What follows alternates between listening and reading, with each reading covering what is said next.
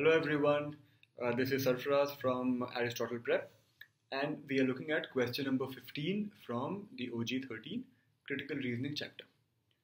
So the stimulus says a certain automaker aims to increase its market share by deeply discounting its vehicles' prices for the next several months.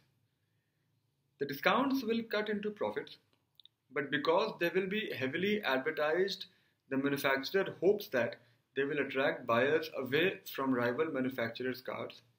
In the longer term, the automaker envisions that customers initially attracted by the discounts may become loyal customers.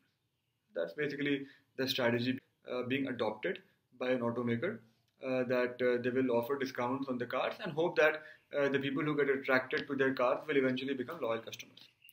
So in assessing the plan's chances of achieving its aim, it would be most useful to know which of the following.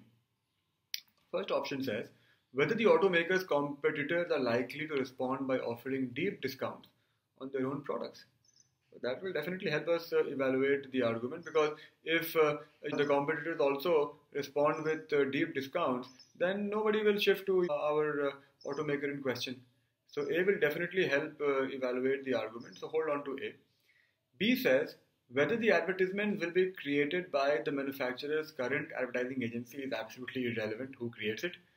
C says whether some of the automaker's models will be more deeply discounted than others is also absolutely irrelevant.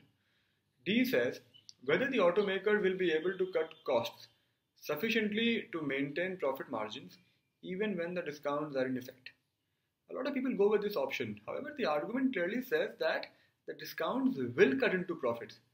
So, why would he want to maintain profit margins? He's okay if the profit margins go down, as long as in the long term he gets those customers as loyal customers.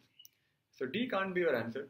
E says whether an alternative strategy might enable the automaker to enhance its profitability while holding a constant or diminishing share of the market. Another popular choice, and this is the kind of option that I call a consultant type option, because a lot of students tend to think like consultants on critical reasoning, but nobody is asking you for your advice or suggestion. Alternative strategy is outside the scope of the question. It is of no consequence. The automaker has already come up with one strategy. All you have to do is figure out whether that strategy will work or not. You don't advise him on what else he can do or he cannot do. So E is out. A is definitely going to be the answer to this question. So on a scale of 1 to 5, difficulty would be 2 for this question. Have a nice day.